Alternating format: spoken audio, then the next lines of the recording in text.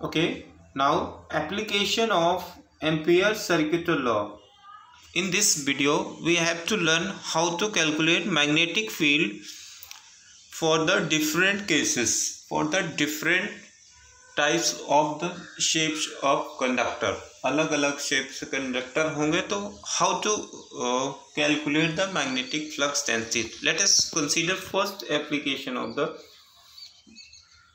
Ampere's circuitous law, that is magnetic field due to the infinitely long straight wire.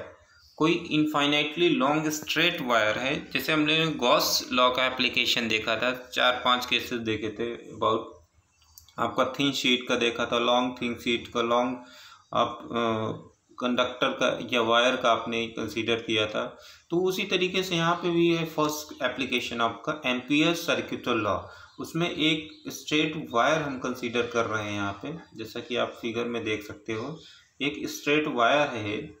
अब ये इसमें एक current हमने मान लिया है, करंट आई फ्लो कर रही है फ्रॉम डाउनवर्ड टू अपवर्ड, इस तरह से ऊपर की तरफ करंट जा रही है, राइट। अब यहाँ से इस कंडक्टर से इसका लेंथ हम मान रहे हैं कि इनफाइनाइटली मीन्स बहुत बड़ी है लेंथ। अब कंडक्टर से आर डिस्टेंस पे एक हमने पॉइंट लिया P, where we have to calculate the magnetic field density, sorry magnetic flux density या मैग्नेटिक फील्ड इंटेंसिटी बोल सकते हैं।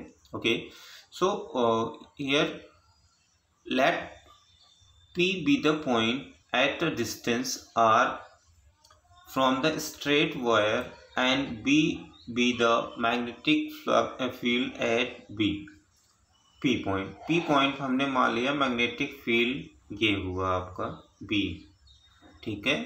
ये B मैग्नेटिक फील्ड लिया हमने P पॉइंट पे। इसकी डायरेक्शन क्या है आप इस तरह से दे सकते हैं, अगर ऐसे लूप है, ठीक है, वायर इधर है तो आप स्क्रू रूल से, आपको 10th में पढ़ा है स्क्रू रूल वगैरह, तो उसको आप देख सकते हो, ठीक है। स्क्रू रूल से आप इसकी डायरेक्शन मैग्नेटिक फील्ड की बता सकते हो। डायरेक्शन मैग्नेटिक फील्ड की ये होगी, that is tangent to the circle.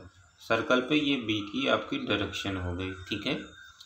अब यहाँ पे हमने एक स्मॉल पी पे एक स्मॉल एलिमेंटल लेंथ लिया है DL। अब DL क्या है, लेंथ वेक्टर है, तो इसकी भी डायरेक्शन होगी, वो भी इसी पे टेंजेंट होगी, लेंथ के लॉन्ग होगी, भाई DL है। जैसे सिंपल सा हम एक सर्कल ले लें, ये सर्कल लिया हुआ है यहाँ पे, ये मान लिया ये पॉइंट P है, तो यहाँ पे एक लेंथ हमने DL लिया है, लेंथ लिया है। पहले एक लेंथ के लिए कैलकुलेट करेंगे एलिमेंटल लेंथ के लिए। अब DL वेक्टर की डायरेक्शन तो यही होगी ना, जिधर B है, it means B vector means field vector and DL vector दोनों क्या बना रहे हैं, 0 डिग्री एंगल पे है, मीन्स अलोंग है, एक ही डायरेक्शन में। ये चीज़ यहाँ पे समझना है, दैट इज़ वेरी इंपॉर्टेंट। यहाँ पे हमने लिखा भी है, देखिए, E vector and DL vector are in the same direction, so theta की वैल्यू यहाँ पे कितनी हो जाएगी, 0 हो जाएगी। अब क्योंकि ये अब यहाँ पे एम्पियर सर्किटल लॉ लगा दिया, by the Ampere's law the line integral of B vector dot DL vector is equal to mu naught times of E। I current enclose कर रहा, mu naught इसकी परमिबिलिटी हो गई फ्री स्पेस में। अब यहाँ पे इसको डॉट प्रोडक्ट को हटाते हैं, डॉट प्रोडक्ट को क्या हटाते हैं, A डॉट B वेक्टर को क्या लिखते हैं, A डॉट B वेक्टर को AB cos थीटा लिखते हैं, AB cos थीटा, थीटा दोनों के बीच का एंगल है, तो यहाँ पे इसको खोलेंगे BDL cos थीटा, तो B और D के बीच का एंगल कितना है, 0, cos 0 1 हो जाएगा। B आपका उस R डिस्टेंस पे कांस्टेंट होगा, तो उसको हमें यहाँ पे बाहर कर दिया। नाउ ये हमने बाहर किया, B line integral of DL mu naught of I।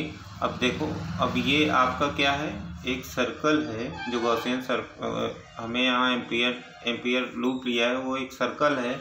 अब सर्कल का यहाँ पे DL हमने लेंथ लिया था, अब DL को इंटीग्रेट करोगे तो क्या देगा, सरकमफ्रेंस देगा, मीन्स 2 पाई R क्या हो गया इसका रेडियस 2 पाई R, तो ये हो गया B into 2 pi R equal to mu times of I। अब 2 पाई R यहाँ से यह आया, अब इसको सिंप्लीफाई करिए, B निकालना है हमें, मैग्नेटिक फील्ड निकालना, mu naught I upon 2 pi R, mu naught I upon 2 pi R. ठीक है, तो यहाँ पे मैग्नेटिक फील्ड की वैल्यू हो गई। अब इसको चाहो तो आप इस कांस्टेंट के फॉर्म में कर लो, म्यू नॉट अपॉन 4 पाई, 2 से ऊपर नीचे मल्टीप्लाई कर दो, 2 आई अपॉन ये mu naught upon 4 pi into 2 I by R. इस फॉर्म में भी आप लिख सकते हैं जो कि हमने यहाँ पे राइटअप किया हुआ, ये इस फॉर्म में आप लर्न कर सकते हैं या इस फॉर्म में। ये हो गया लॉन्ग कंडक्टर, इनफाइनाइटली लॉन्ग कोई वायर है उसकी वजह से उसके अराउंड किसी भी आर पॉइंट पे ये मैग्नेटिक फील्ड हो गया। इसको आपको formula numerical point of view से याद रखना है, डेरिवेशन तो पूछ ही जाता है। तो अब इसके कुछ हम यहाँ पे कुछ कंक्लूसिव पॉइंट नोट कर लेते हैं। Magnetic field at every point on a circle of radius r with wire along the axis is the same. It has a cylindrical symmetry. Means ये आपका ये वायर है, इसके अराउंड सेम डिस्टेंस पे, means चाहे कहीं पे देखोगे मैग्नेटिक फील्ड की वैल्यू आपको क्या मिलने वाली है, सेम आर डिस्टेंस पे ये सेम मिलने वाली है। ठीक है, तो ये ध्यान रखना, किसी भी पॉइंट पे आप निकालो। अब इस पे इस सर्कल पे हर जगह सेम होगा, इस सर्कल पे हर जगह सेम होगा, मीन्स ये सिलेंड्रिकल सिमेट्री है। मीन्स ये मान लिया वायर है, ये सिलेंड्रिकल बना रहा है शेप, तो सिलेंड्रिकल शेप यहाँ पे जिस पॉइंट पे अगर हम देख रहे हैं कहीं पे मैग्नेटिक फील्ड है, यहाँ से भी हर जगह मैग्नेटिक फील्ड सेम डिस्टेंस पे वो उतने रहेगी, चाहे इतनी यहाँ पे देखो, चाहे यहाँ पे हर जगह सेम रहेगी। नेक्स्ट इसमें है the circular lines are called the magnetic field lines. जो हम ये सर्कुलर लाइन्स बना रहे हैं, ये क्या है, मैग्नेटिक फील्ड लाइन्स हैं।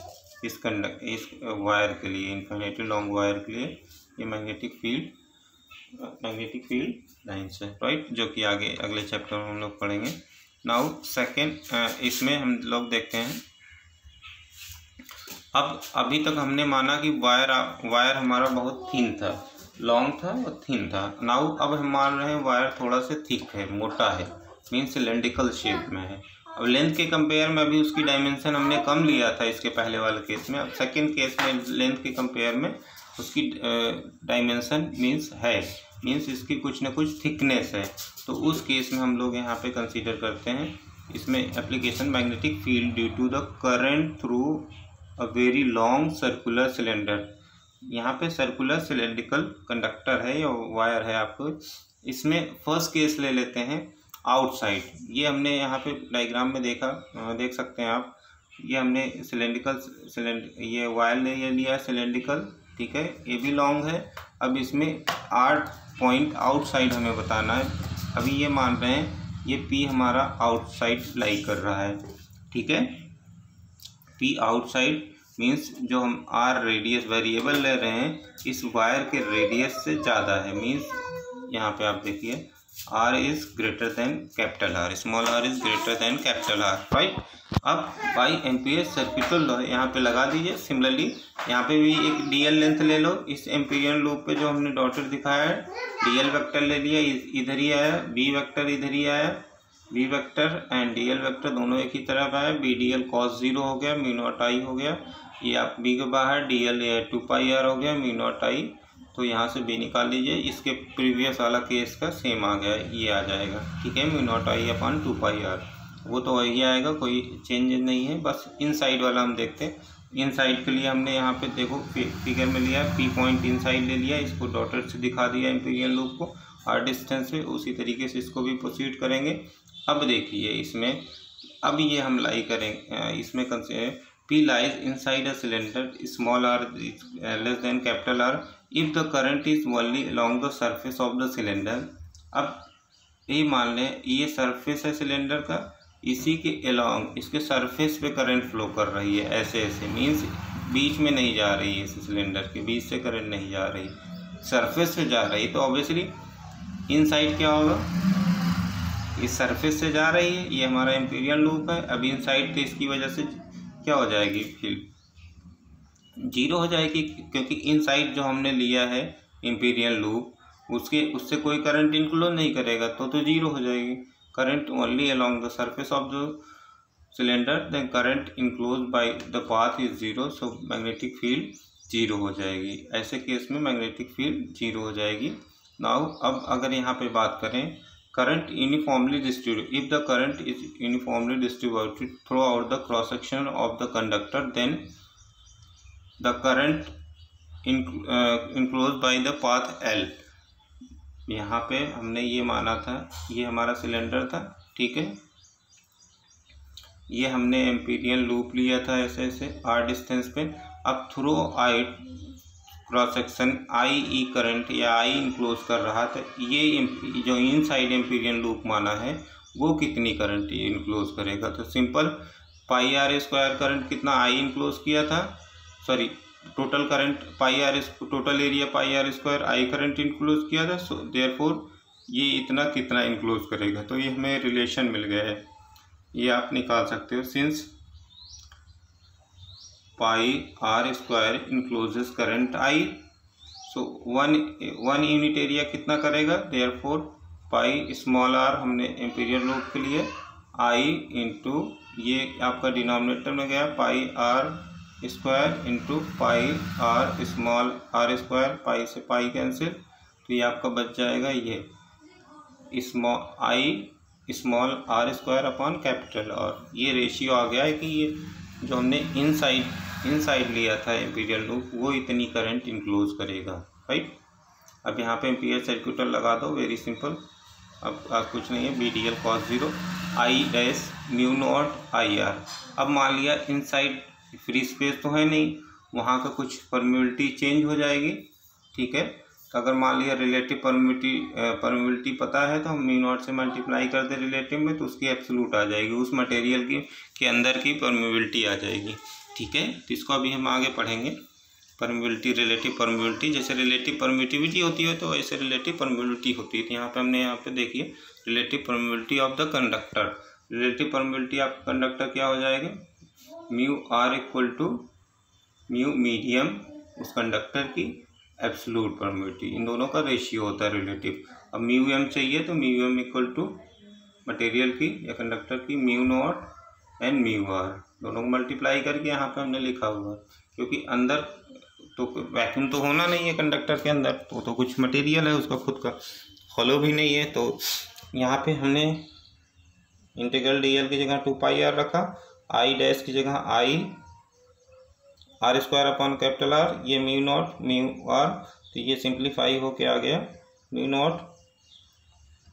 Not mu R I upon 2 pi are square into R. अब यहाँ पे देखना है ग्राफ, ये ग्राफ आपको एग्जाम में पूछा जाता है कि मैग्नेटिक फील्ड इनसाइड जो होती है मटेरियल के या कंडक्टर के इनसाइड जो होता है वो डायरेक्टली प्रोपोर्शनल। देखो इसमें इतना कांस्टेंट है तो हम क्या बोल सकते हैं, B is directly proportional to R। जैसे जैसे सेंटर पे अगर देखेंगे सिलेंडर के सेंटर पे जीरो होगा, जैसे जैसे बढ़ते जाएंगे ये बढ़ता जाएगा अप टू द सरफेस पे मैक्सिमम फील्ड हो गई।